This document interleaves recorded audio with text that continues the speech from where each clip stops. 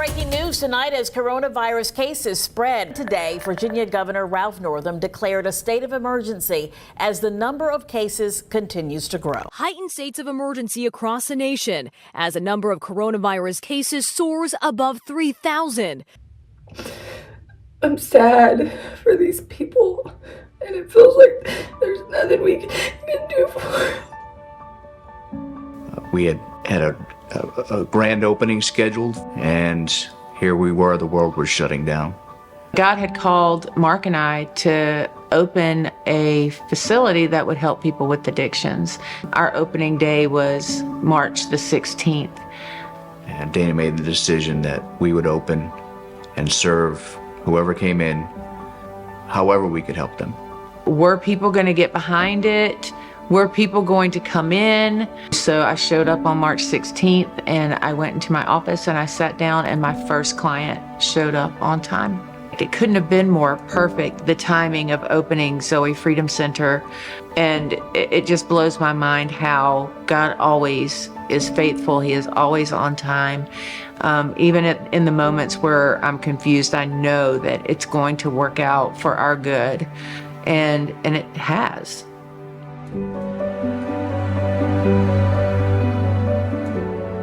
At the very beginning of our journey with Zoe Freedom Center, the Lord just impressed upon my heart that there would be miracles. And it was such a profound happening in my life that I made a post on Facebook about it.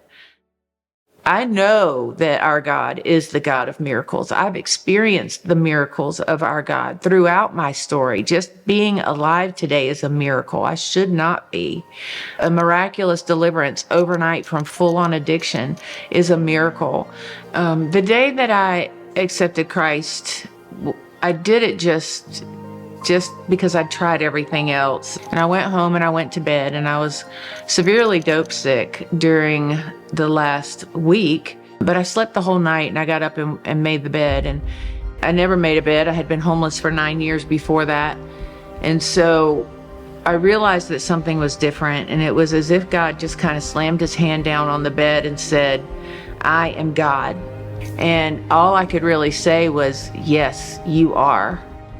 And then immediately the desire for drugs was gone, and he replaced it with a desire to tell people who he was and what he could do in their lives. Once people started to learn about my life, they would come to me and tell me about their daughter or their mother or their grandchild that was struggling in addiction and want to know how we could help them.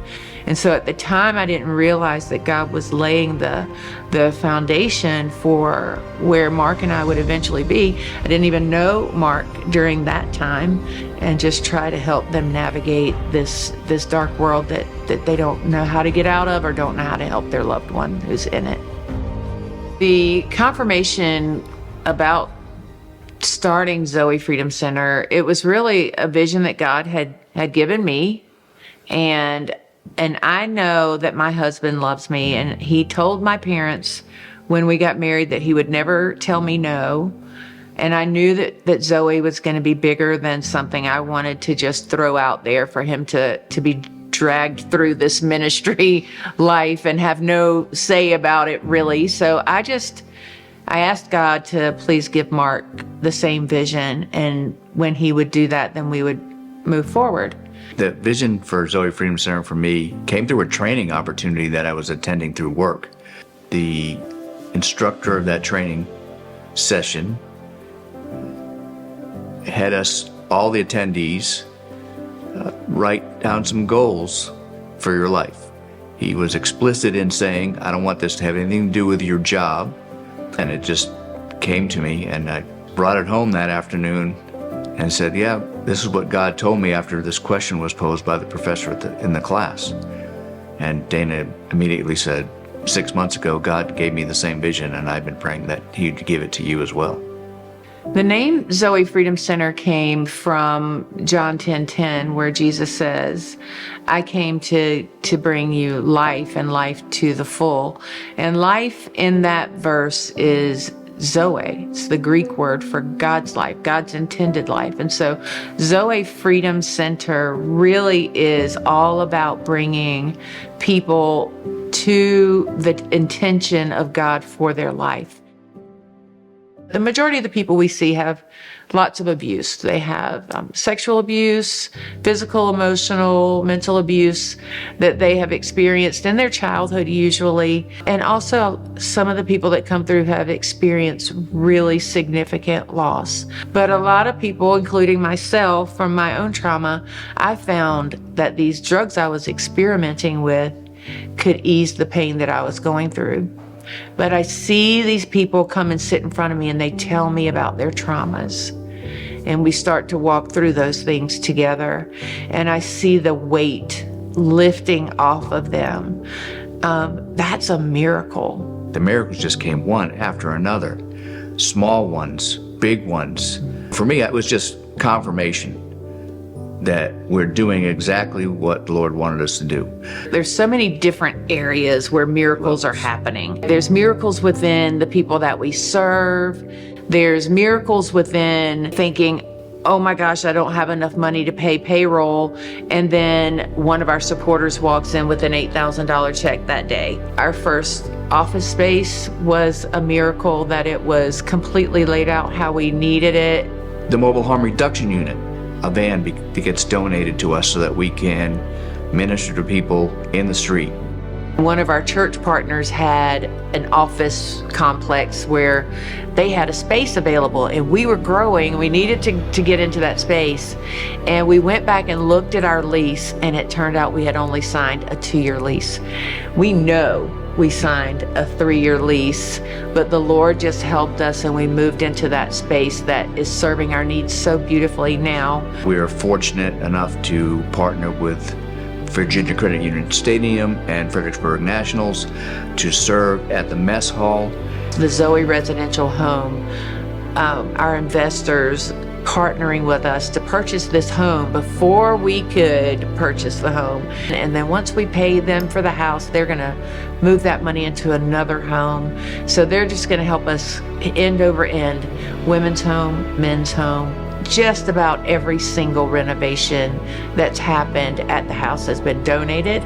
Volunteers have come alongside. You know, just every time we were in need, God would make it happen and He would bring His people. Our services are 100% free. We don't charge anybody anything ever. God showed us in the very beginning that we needed to remove that barrier. People that are in addiction, they don't have an ability to pay. And so the fact that we're still being able to provide our services 100% free across the board for 5 years now is a miracle. Zoe Freedom means a lot to me personally. I have also, dealt with addiction. I just love everything that they do. Now having Narcan readily available for these high schools and places that are surrounded by this issue. I think that's the most important role that they play is just helping people, and they're helping people find freedom. One of the things that we absolutely love that we get to do at Zoe Freedom Center is provide opportunities for people to come alongside us at events. We have 4 major events every year. Our gala, this is a great opportunity for those of us that like to get dressed up and have a good meal and hear about the ministry and see what God's been doing. We also have, in the month of March, a supporter-led fundraiser, which is amazing. Danielle and Wayne Collier put on the Driven to Stop Addiction car show every year. They hold it right in the parking lot of Spotswood Baptist Church. The first year they had it, it was at Riverside Church, and they raised $5,000 through a car show. Last year, they raised $10,000. This year, we're going to have our first pickleball tournament. I don't know how to play pickleball, but I'm going to learn. I've been told by the staff that I need to know what I'm doing. So on June the 21st, we're going to have a pickleball tournament. So everybody that's interested and wants to come out and play pickleball, stay tuned. Then after that is our 5K to end overdose. This is a opportunity for the community to come together and walk for a cause or run for a cause. I walk.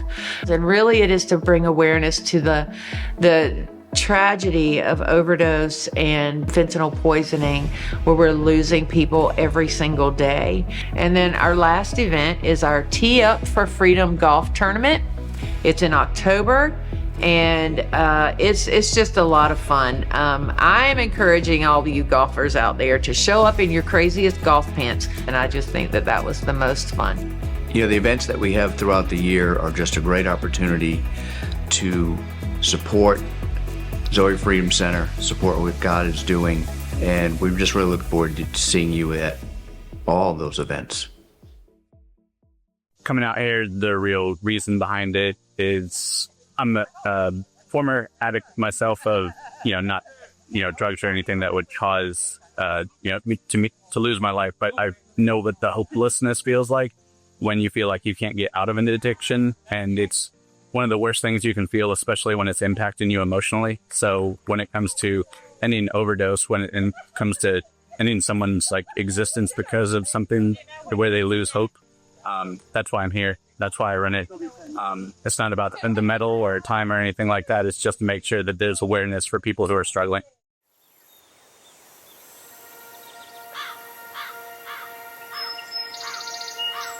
So what do the next 5 years look like for Zoe Freedom Center? It looks like a women's home and reentry facility being opened in the very near future. These are long-term programs where women can actually get a good, strong foundation before going back out into the world to live.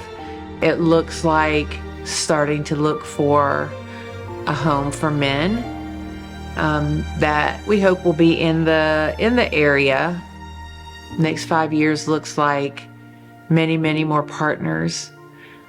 Like maybe next year we have this gala at the Expo Center. That's a dream.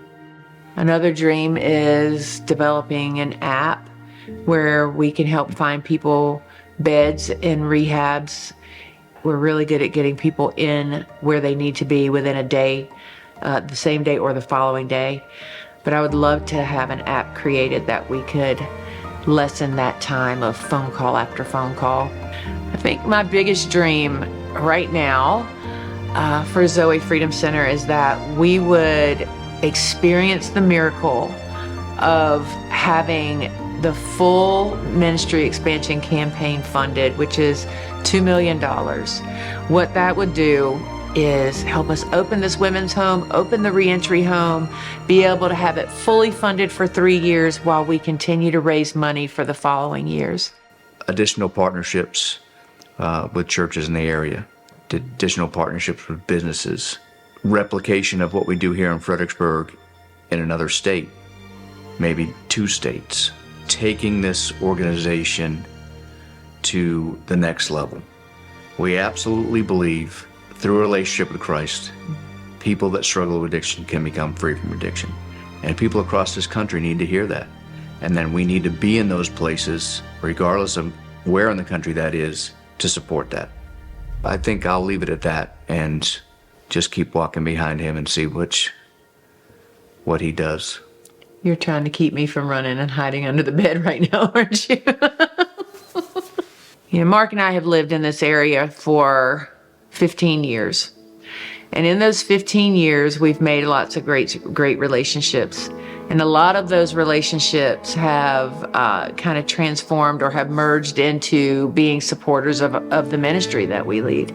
I just have a great amount of gratitude for the churches, the businesses, the individuals that have come alongside us and Zoe Freedom Center for the last 5 years.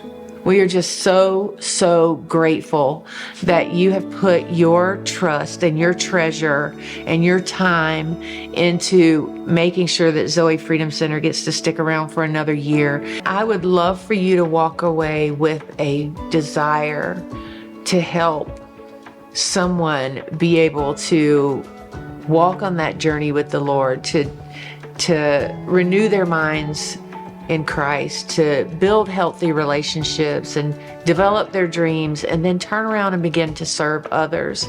These are the pillars of Zoe Freedom Center, and we'd love for you to walk away from this night knowing that because of your support, that's going to happen. If you feel like the Lord is calling you to be a part of Zoe Freedom Center, there's plenty of ways to do that. We've talked about them tonight. Obviously, volunteering with us. We have a great volunteer team. Praying is huge. Please pray for us. Pray for the people that we serve. Partnering financially, of course, to continue to grow this ministry to serve more people.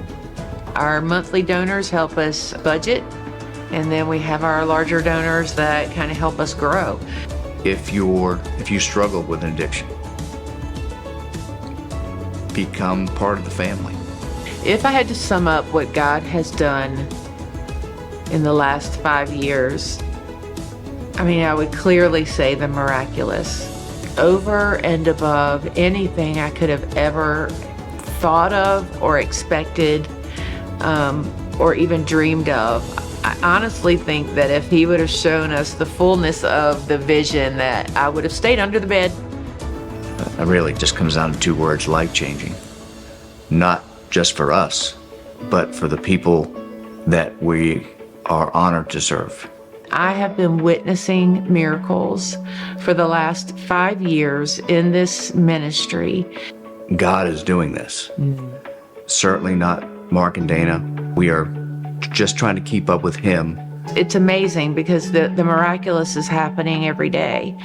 But what Mark and I are certain of is that there are going to be so many more miracles. Your partnership is going to get us there. Through you to help this community.